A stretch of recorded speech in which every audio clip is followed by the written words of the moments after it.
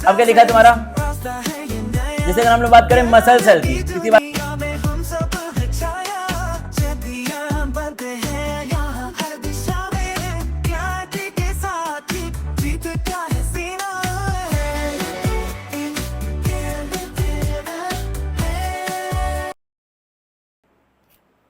देना बड़े ध्यान से। यहाँ क्या लिखा आपका? माइटोकॉन्ड्रिया के बारे में।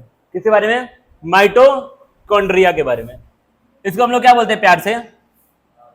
Power house of the. ऐसा हम लोग क्यों बोलते हैं? क्योंकि यहां पर क्या होता है आपका? सेलुलर रेस्पिरेशन होता है, और रेस्पिरेशन होता है तो उससे क्या होता है? ग्लूकोज को हम लोग किस में तोड़ते हैं? एनर्जी में तोड़ते हैं। किसकी हेल्प से? ऑक्सीजन की हेल्प से।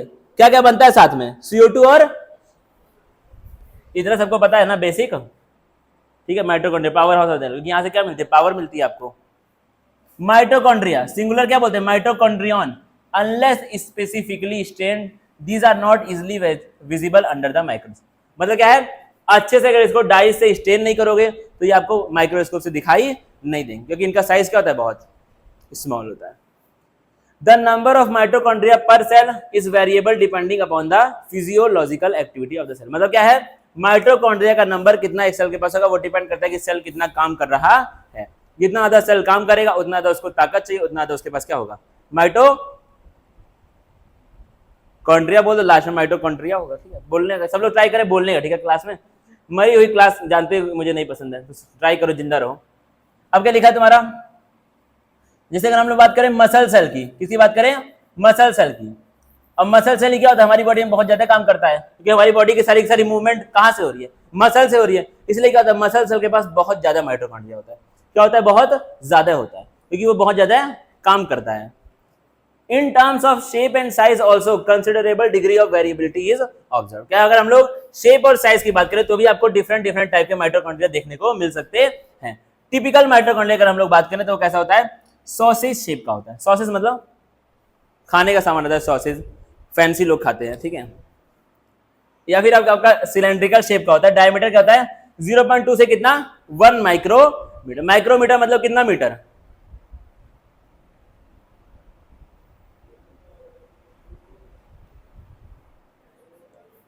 अब इसका क्या निकालेंगे हम लोग? अगर निकालेंगे एवरेज तो कितना आ जाएगा? 0.5 माइक्रोमीटर। लेंथ आपका कितना होगा? 1 से 4.1 micrometre. Each mitochondrion is a double membrane bound structure with outer membrane and the inner membrane dividing its lumen indistinctly into two aqueous compartments। क्या था आपका? दो मेम्ब्रेन इसके अंदर होती है, एक होती है आउटर और एक क्या होती है? इनर होती है। उससे फायदा क्या हो रहा है? जो इसका ल्यूमेन है, जो अंदर का स्पेस है, वो आपका दो डिफरेंट कंपार्टमेंट में डिवाइड कर रहा है। कंपार्टमेंट क्या है? एक्वस है। एक्वस मतलब कहीं ना कहीं वहां पे क्या होगा? आपका पानी प्रेजेंट होगा। The outer compartment and the inner compartment. The inner compartment is filled with a dense homogeneous substance called the matrix। तो क्या है? जो तुम्हारा अंदर वाला कंपार्टमेंट है उसके अंदर क्या होते हैं? क्या होते हैं आपके? बहुत सारा मैट्रिक्स प्रेजेंट होता है। वो कैसा होता है? तुम्हारा डेंस होता है। और कैसा होता है? होमोजीनस। होमोजीनस का मतलब क्या होता है?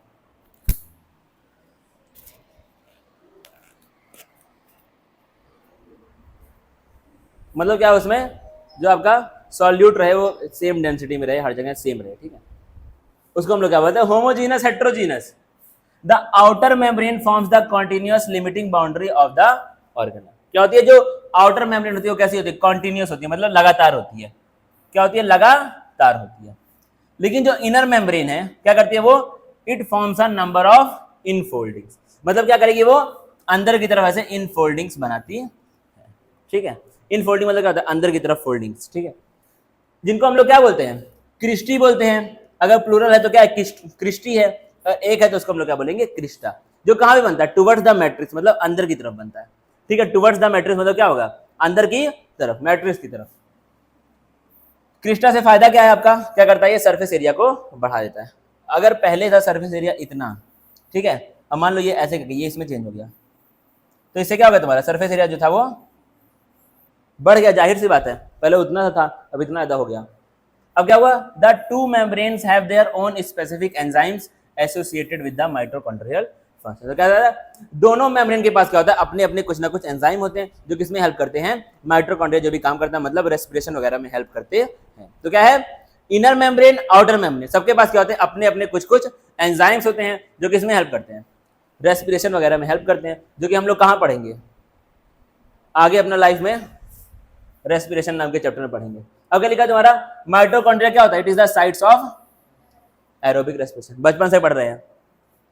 इसमें एरोबिक का मतलब क्या, aerobic, aerobic in the presence of oxygen, they produce cellular energy in the form of ATP, इसलिए इनको हम लोग क्या बोलते हैं, power house of the matrix. के अंदर क्या होता है, सिंगल सर्कुलर डीएनए मॉलिक्यूल होता है, और साथ में क्या होता है, आरएनए मॉलिक्यूल्स होते हैं, राइबोसोम होता है, और क्या होता है, and the components required for the synthesis of proteins.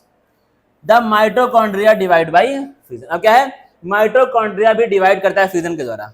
क्या करता है ये, फ्यूजन के द्वारा डिवाइड, जैसे तुम्हारे प्रोकैरियोटिक ऑर्गेनिज्म करते थे फ्यूजन के द्वारा डिवाइड, इसलिए इसको हम लोग क्या बोलते हैं, प्रोकैरियोटिक कैरेक्टर्स इसके अंदर प्रेजेंट होते हैं। क्या होते हैं इसके अंदर, प्रोकैरियोटिक कैरेक्टर। देखो इसके पास खुद का एक डीएनए भी है, सर्कुलर डीएनए, ठीक है, जो आपका प्रोकैरियोट्स के पास होता था। इसके पास खुद का आरएनए भी है, खुद का राइबोसोम भी है, तो इसलिए क्या बोलते हैं, ये हो सकता है कि पहले ये कोई प्रोकैरियोटिक ऑर्गेनिज्म रहा हो सकता है एक माइटोकॉन्ड्रिया अकेले पहले एक प्रोकैरियोटिक ऑर्गेनिज्म रहा हो, बाद में क्या हुआ, कुछ कुछ चेंज हुआ तो एक आपका नया ऑर्गेनिज्म बन गया माइटोकॉन्ड्रिया को यूज करके, ठीक है। ऐसा लोग बोलते हैं, क्या पता सच बोलते हैं कि झूठ बोलते हैं। Plastid are found in all plant cell and in euglenoids. तो क्या है, प्लास्टिड एक ऐसी चीज है जो क्या है, कैरेक्टरिस्टिक प्रॉपर्टी है किसकी, प्लांट सेल की, क्योंकि वो एनिमल सेल में पाई। These are easily observed under the microscope as they are, इनको हम लोग आराम से माइक्रोस्कोप में देख सकते हैं, क्योंकि ये लोग क्या होते हैं, बड़े होते हैं। They bear some specific pigments। अब क्या होता है, इनके पास कुछ ना कुछ स्पेसिफिक पिगमेंट्स प्रेजेंट होते हैं। पिगमेंट से फायदा क्या होता है, कुछ कलर इनको मिल जाता है।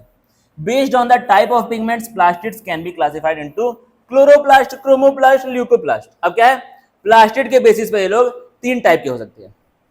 क्या क्या, क्लोरो, क्रोमो और ल्यूकोप्लास्ट। द क्लोरोप्लास्ट, अब देना पड़े ध्यान से, द क्लोरोप्लास्ट कंटेन्स क्लोरोफिल, और साथ में देना क्लोरोफिल तो क्या, उसमें प्राइमरी पिगमेंट है, साथ में उसके पास क्या होते हैं, कैरोटिनॉइड्स पिगमेंट्स भी होते हैं, which are responsible for trapping light energy essential for photo. तो क्या है, ये जो क्लोरोफिल इसके पास है, यही क्या कर रहा है, लाइट एनर्जी को ट्रैप करने का काम कर रहा है। और लाइट एनर्जी को ट्रैप क्यों करता है, फोटो, जाहिर सी बात है। अब देना पड़ेगा, in the chromoplast fat soluble carotenoid pigments like carotene, xanthophyll and others are present. ध्यान से, क्रोमोप्लास्ट में क्या होते हैं, फैट सॉल्युबल पिगमेंट्स होते हैं, जिनको हम लोग क्या बोलते हैं, कैरोटिनॉइड पिगमेंट्स, जिसमें कौन कौन से आते हैं, कैरोटीन आता है, ज़ैंथोफिल आता है। ये लोग कहां पर होते हैं, क्रोमोप्लास्ट में होते हैं। This give the part of the plant a yellow, orange और red colour. The leucoplast are the colourless plastid of varied shape and size with stored. तो क्या है, ल्यूकोप्लास्ट क्या होता है आपका, कलरलेस होता है, काम क्या है इसका, न्यूट्रिएंट्स को स्टोर करना। ये तुम्हारा क्या आ गया, एमाइलोप्लास्ट क्या करता है, स्टोर कार्बोहाइड्रेट। इलायोप्लास्ट क्या करता है, store oils and fats. Aleuroplast क्या करता है, स्टोर प्रोटीन। ये आपको याद रखना पड़ेगा। ल्यूकोप्लास्ट तीन टाइप के, कौन कौन से, एमाइलोप्लास्ट, इलायोप्लास्ट और एल्यूरोप्लास्ट। तीनों को आपको याद करना पड़ेगा, जिंदगी में काम आएगा। अब क्या लिखा है, मेजॉरिटी ऑफ क्लोरोप्लास्ट कहां पर पाया जाता है, मीजोफिल सेल में, लीव्स के। अब लीव्स में क्या होता है, एक तरह के सेल होते हैं, उनको हम लोग क्या बोलते हैं, मीजोफिल्स। इसके बारे में हम लोग डिटेल में पढ़ेंगे कहां पर, फोटोसिंथेसिस में, ठीक है। इन सब मीजोफिल क्या होता है, ये सब सेल्स क्या होते हैं, इनके बारे में हम लोग कहीं ना कहीं कहां पढ़ेंगे, फोटोसिंथेसिस नाम के चैप्टर में, ठीक है। तो क्या है आपका, जो लीव्स के अंदर मीजोफिल सेल होते हैं, वहीं पे क्या होता है, ज्यादातर क्लोरोप्लास्ट पाए जाते हैं। समझना ध्यान से, कैसे होते हैं लोग, लेंस शेप के होते हैं, ओवल शेप के, स्फेरिकल शेप के, डिस्कॉइड और इवन रिबन लाइक हो सकते हैं। वेरिएबल लेंथ हो सकता है कितना, 5 से लेकर के 10 माइक्रोमीटर, ठीक है। विड्थ कितना हो सकता है, 2 से 4 माइक्रोमीटर। अब इनका जो नंबर है क्या करेगा, वेरी कर सकता है, 1 भी हो सकता है, 20 से 40 हो सकता है। एक कहां पर है, क्लेमाइडोमोनास में, 20 से 40 कहां पर है, मीजोफिल में। क्लेमाइडोमोनास क्या है, एक ग्रीन एल्गी है। क्या है, एक ग्रीन एल्गी है। Like mitochondria the chloroplast are also double membrane bound. Mitochondria की तरह ही क्लोरोप्लास्ट भी क्या होता है, डबल मेम्ब्रेन वाला होता है। Of the two the inner chloroplast membrane is relatively less permeable. ये तुम्हारे लिए काम की बात है। क्या होता है, जो इनर मेम्ब्रेन होती है क्लोरोप्लास्ट की, वो क्या होती है, कम परमिएबल होती है। कम परमिएबल मतलब परमिएबल मतलब क्या होता है अमित? परमिएबल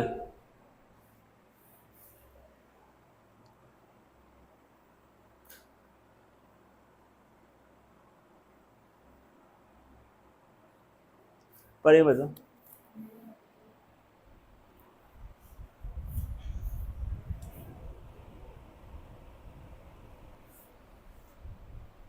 गर्मी इतनी भयंकर हो रही है,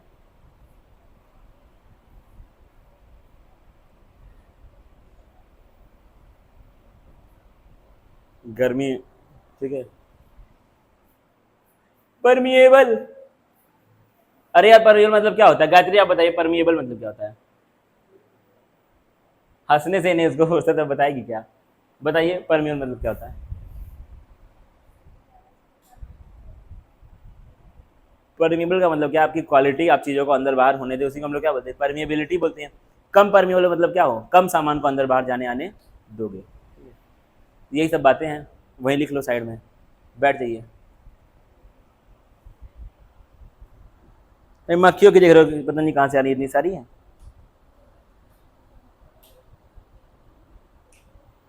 बल्कि मैंने नहाया भी है आज, 1.5-2 हफ्ते लगभग, तभी मक्खी इतनी सारी आ रही है।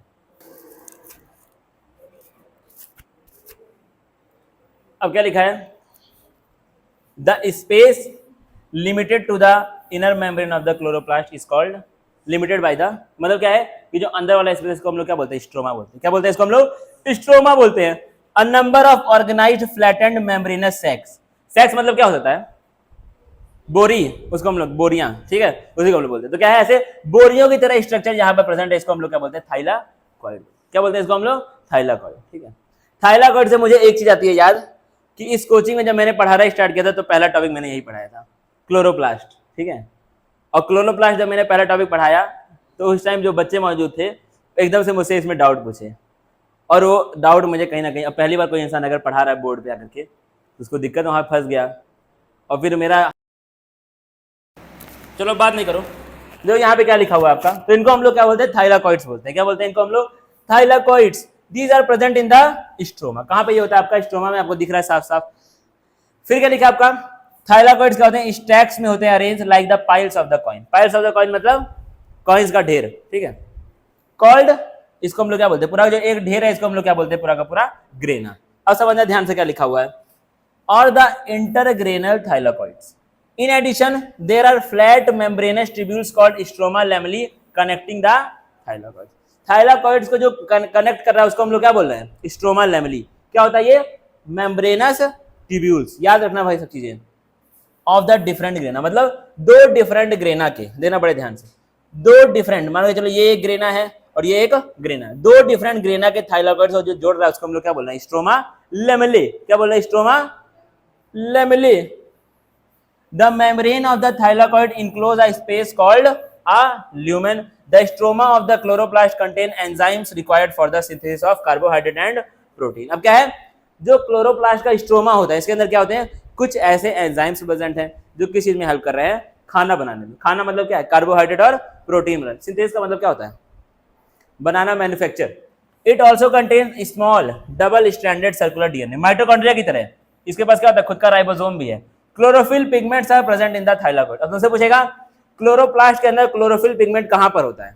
बहुत इंपॉर्टेंट चीज है, कहां पे होता है? थाइलाकॉइड में होता है। The ribosomes of the chloroplast are smaller 70s than the cytoplasmic ribosome. Eukaryotic cell के साइटोप्लाज्म में जो राइबोसोम होता है वो कौन सा टाइप का होता है? 80s होता है।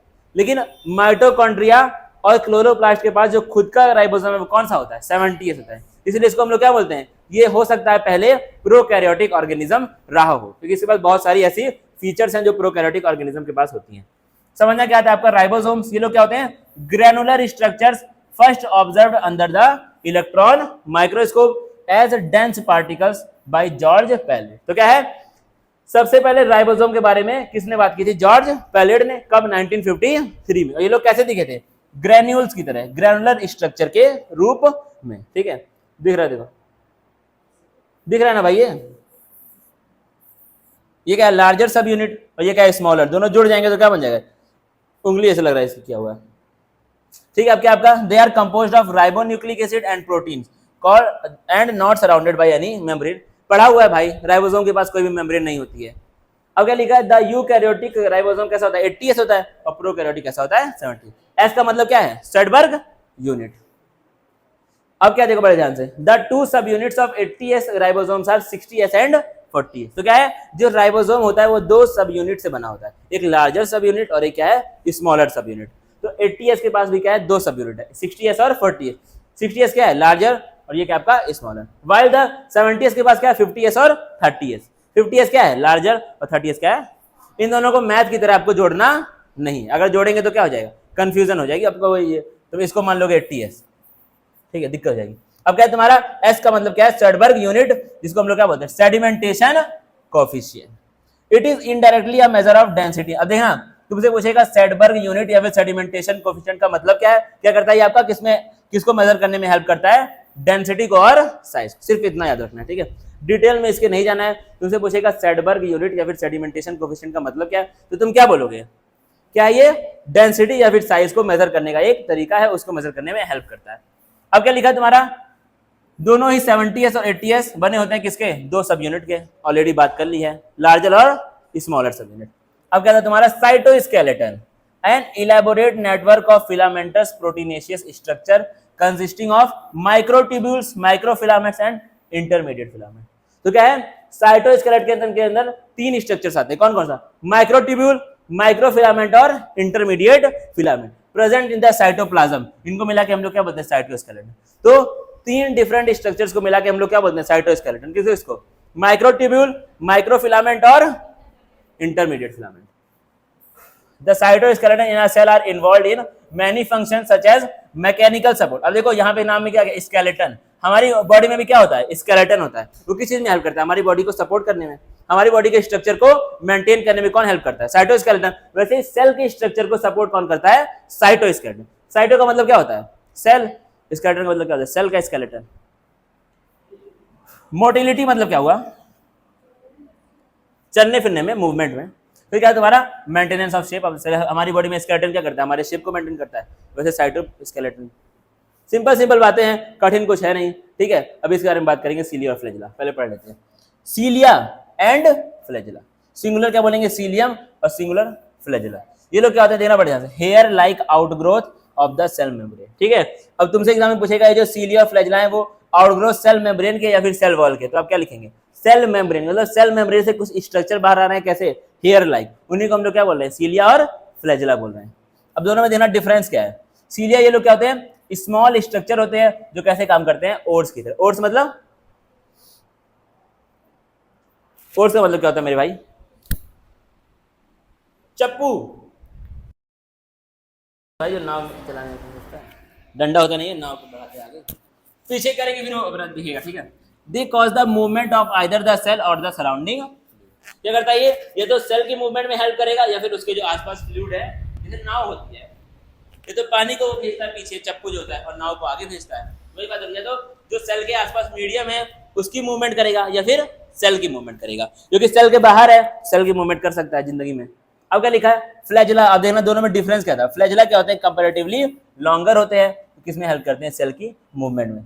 The prokaryotic bacteria also possess flagella but these are structurally different from that of the eukaryotic flagella. तो क्या है, प्रोकैरियोटिक सेल के पास भी अपना खुद का फ्लैजिला होता है और यूकैरियोटिक के पास भी होता है, लेकिन दोनों का क्या होता है, डिफरेंट होता है, दोनों का डिफरेंट डिफरेंट प्रोटीन से बना होता है।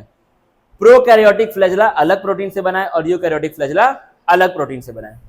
देखना क्या है, the electron microscopic study of a cilium और a flagellum show that they are covered with plasma membrane. ये लोग क्या होते हैं, प्लाज्मा मेम्ब्रेन के द्वारा कवर्ड होते हैं। Their core called axoneme. Core का मतलब क्या होगा, core,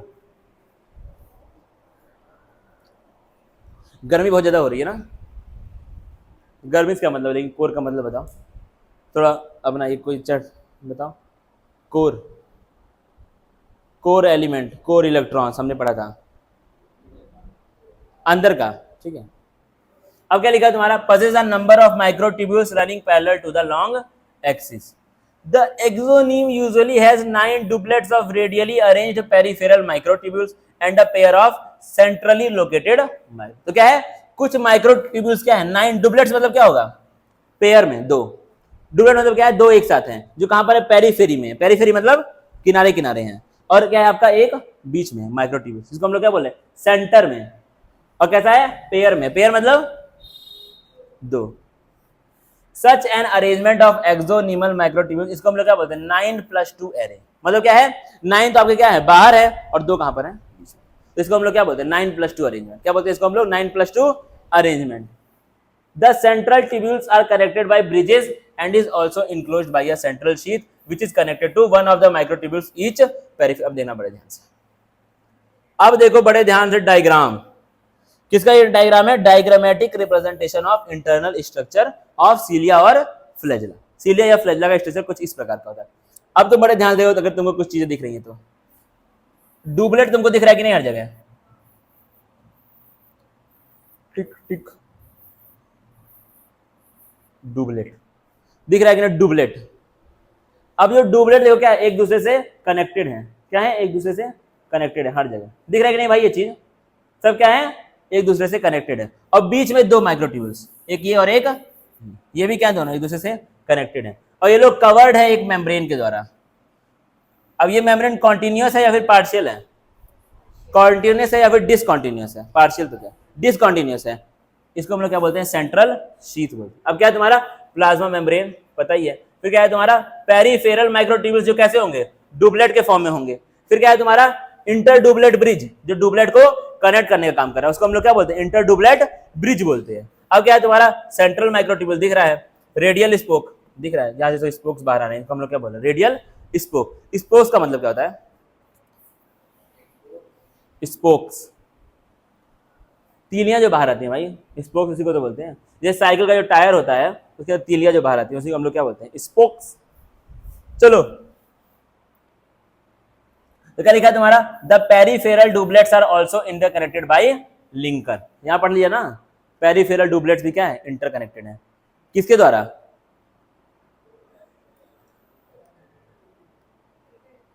inter डुबलेट, both cilium and flagellum emerge from a centriole like structure called the basal body। तुमसे पूछेगा सीलियम और फ्लैजिलम कहां से निकल के बाहर आते हैं, कहां से आते हैं, बेसल बॉडी से। ठीक, अब क्या लिखा है तुम्हारा, सेंट्रोजोम एंड सेंट्रियोल। अब ये सेंट्रोजोम एंड सेंट्रियोल को हम लोग कहां पर पढ़ेंगे, सेल डिवीजन नाम के चैप्टर में। कहां पढ़ेंगे, सेल डिवीजन, अगला चैप्टर जिसके बाद है। ठीक है, अच्छे से एकदम बेहतरीन लेवल पे। फिर क्या था हमारा न्यूक्लियस। तो देखो टाइम कितना हुआ भाई, खत्म होने वाला ना अब ये चैप्टर, घीस दो क्या, एक ही पेज बाकी, बस यही इसको पढ़ाना। न्यूक्लियस सब लोग पढ़े ही होते हैं कहीं ना कहीं लाइफ में। सेंट्रोजोम सेंट्रियोल पढ़ाऊंगा अगले चैप्टर में बस।